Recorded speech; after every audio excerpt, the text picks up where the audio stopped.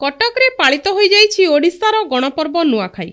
नुआखाई पर्व को नहीं समग्र पश्चिम ओडिशा थाए उत्सव मुखर। अन्य पक्षरे कटक महानगर निगम नागरिक महासभार सदस्य माने पालिले नुआखाई। गणपर्व नुआखाई को पालिबा सह नबान्न खाइले और भातृभाव वृद्धि करिबा पई जणाइले आह्वान।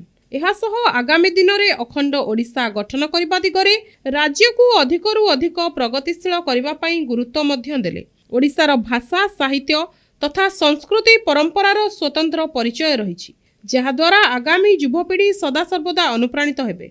डॉक्टर अभिरंजन साहू सभापति कटक महानगर नागरिक महासभा।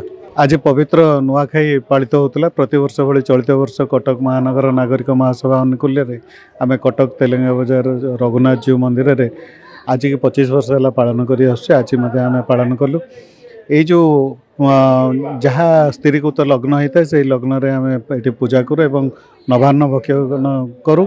आम समस्ते मिलमिशे आज से नवान्न पाइले एवं यही जो पर्वर जो महात्मा रही भाईचारा एवं समस्त भितर भातृभाव जो संप्रीति सुख शांति समृद्धिर वार्ता देता है ताको आम समस्ते परिप्रेक्षी आम सम्मान करूँ एवं वरिष्ठ मान को सम्मान दबा एवं कनिष्ठ मान को जो आशीर्वाद दबा ये जो पर्वर महात्मा रोची आ पछरे एक गोटे बड़ कथा रोची जे भाषा भितर जो ओडिशा प्रदेश आम पाइचे ओडिशा प्रदेशर सामाजिक सांस्कृतिक एवं तार मातृभाषा तार ऐतिह्य तार सुरक्षा सहित अखंड ओडिशा गठन में सहायक होगापी आम समस्ते यही दिवस रे संकल्प नवा एवं आगामी दिन में ओडिशा को आहरी प्रगतिशील करने आम समस्ते एकताबद्ध भाव कार्य करने उचित।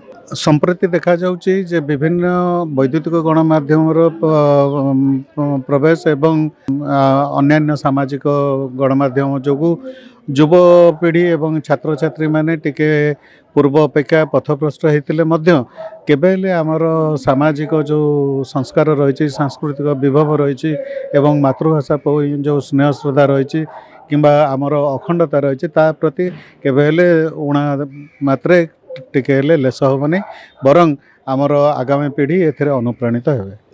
कटकरू दिलीप पति रिपोर्ट NTV।